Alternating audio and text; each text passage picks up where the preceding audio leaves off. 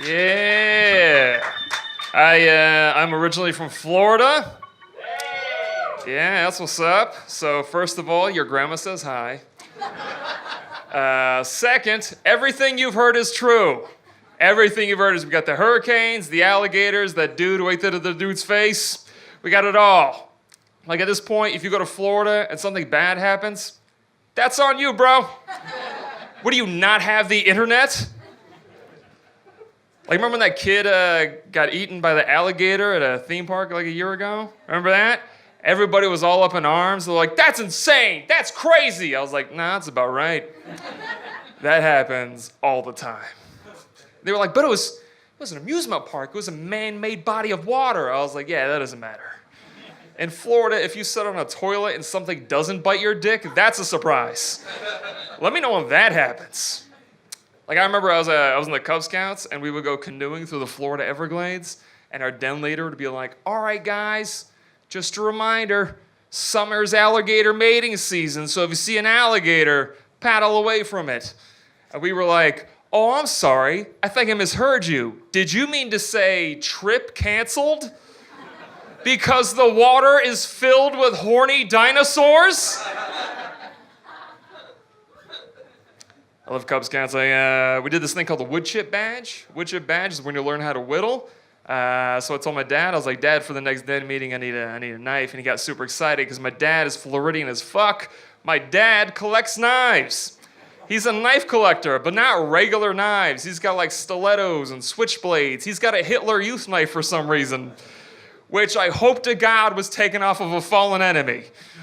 And that's the only time you're allowed to be like, man, I hope my granddad killed a kid.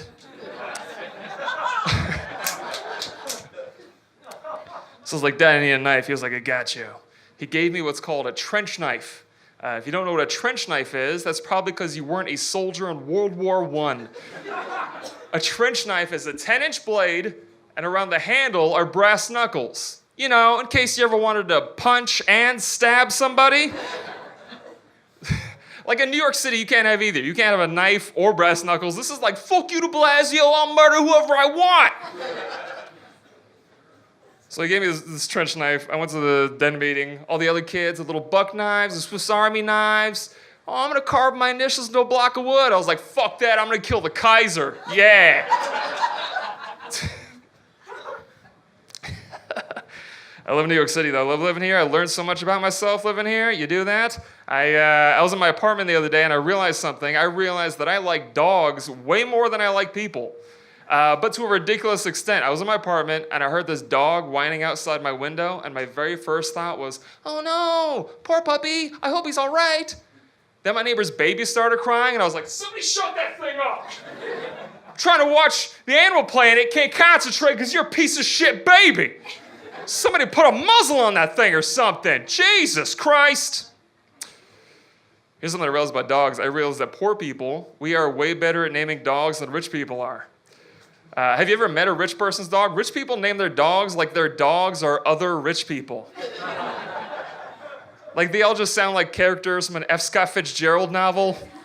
I'm like, this is Winston. That's Baxter. Over in the pool, that's Gatsby. Gatsby, get out of the pool. That joke is great if you finish the book.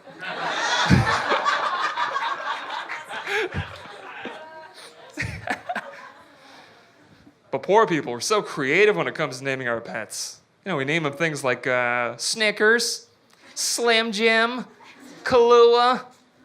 Basically anything you can buy at a liquor store, that's what we name our pets. Like, here, Scratch Off, here, Mega Money. We were gonna name a Powerball, then we got them neutered, so. That joke got everything. Early American literature, dog balls. Oh, what a beautiful piece of writing. I had a dog growing up. He was a black lab mix, my favorite kind of dog, a mutt. So we nicknamed him Blackjack. That's a dope name. That's a dope name, right? Blackjack. It was too long, so we just shortened it down to just Jack. We just call him Jack. But that wasn't the original nickname we settled on. We actually had a family meeting to discuss what his nickname was going to be. So my mom goes, I got it. His name's Blackjack. Let's just use his initials and call him BJ. I was like, no, I'm not calling him dog BJ. No, because I don't want to be in a public park going, BJ! BJ! BJ, come! Come, BJ, come!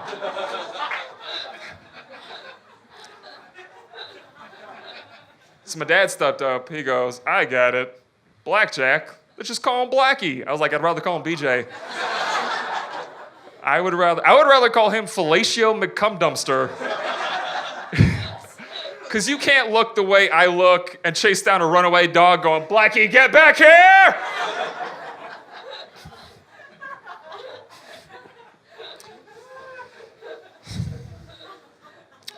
Trying to lose weight right now. I'm on a diet. I forgot the name of the diet. It's the one where you don't eat sugar for a week, and on the 8th day, you have a panic attack, so eat a pint of Ben & Jerry's while you mumble, I fucking deserve this.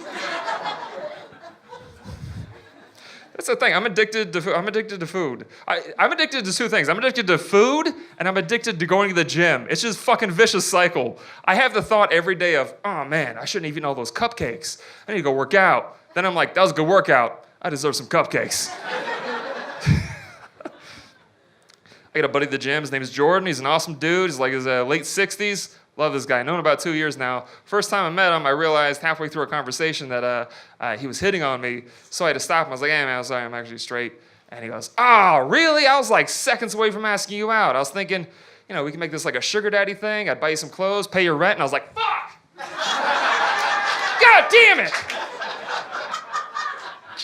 I've never been so disappointed that I wasn't gay. I was like, I could try it. And he was like, that's not how it works. I was like, oh, damn it.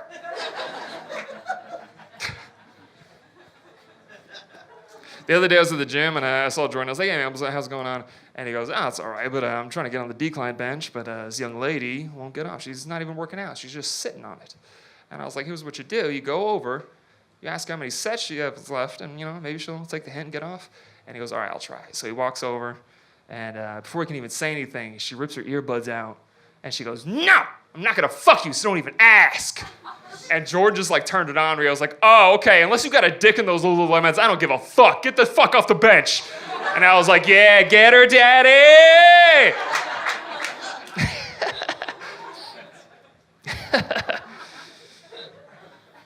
I'm not a gay dude. I'm actually a married dude. That's what I am right there. What are you fucking... The other day I woke up and my wife turned over. She goes, I had a dream that I murdered you. And I was like, oh, did you mean to say nightmare?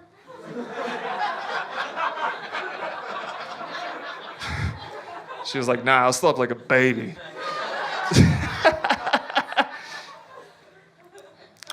She's an awesome chick. When we were living in Florida, her job was to work at the newspaper, the local newspaper, and she wrote the horoscopes for the newspaper. So if there's anybody in here who thinks that horoscopes are written by psychic mediums who are in touch with the astral plane, nope. 30-year-old alcoholic who still quotes The Little Mermaid. Yeah. Like, if you've ever based a major life decision on the horoscope, just know you're putting your future into the hands of a woman who's still waiting for her Beanie Babies to pay off. Beanie Baby fans in here? I'm waiting for this Princess Diana to pay my fucking mortgage. Why did I fucking lose everybody with that fucking joke? I could actually hear something strong. Oh man, I want to tell you this. This literally happened to me like I think it was like 4 days ago. I got into my first New York City fist fight. Yeah, it was crazy, man. Here's what happened. I was walking down Fifth Avenue, and about noontime, it was crowded, earbuds in, listen to Semi-Charm Kind of Life. It was a good day. I was walking down, this dude to my 10 o'clock position, just out of nowhere, double fist punches me, like Donnie Yen and Ip Man, just like, ha-ha! Like one in the chest, one in the belt. So I had three thoughts during that moment, which were, oh no, I'm in a fight. And the second thought was, oh, he hit me twice. And the third one was, shit, I'm losing the fight! So I was like, I gotta take this out now. I gotta knock this dude out with one punch. So I did. Fucking haymaker, every muscle in my body. I just went up and hit him right in the forehead. The dude whiplashes back. He stumbles back a couple inches. He falls to the ground, skids a little bit. Not gonna lie, pretty proud of myself. That's some dope shit. So before I can do anything else, though, like 3 or 4 people come running up and they go, no! No! He's got Down syndrome! Oh.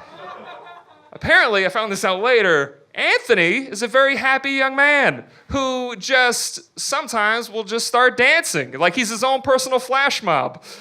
It doesn't matter if he's in a restaurant or movie theater or the middle of Fifth Avenue, he just starts dancing. And so I felt super bad. I was like, I gotta apologize to this dude. And then his sister was there. His sister was like, nah, this happens way more often than you think. But I was like, it doesn't matter. I gotta do this. So I walk over to Anthony. Before I can even say anything, he goes, Star Wars. Because I was wearing a Boba Fett t-shirt. And he goes, Star Wars. Empire Strikes Back was better because it had the most character development. And I was like, that's a solid fucking point. Empire did have the most character development. I was like, hey man, can we be friends? And he goes, no new friends. I was like, did you quote Drake? And I was like, all right man, could you at least forgive me? And he goes, all right, forgive, but never forget. I was like, this motherfucker! Hey, you guys have been an amazing audience. I'll see you around. Be good.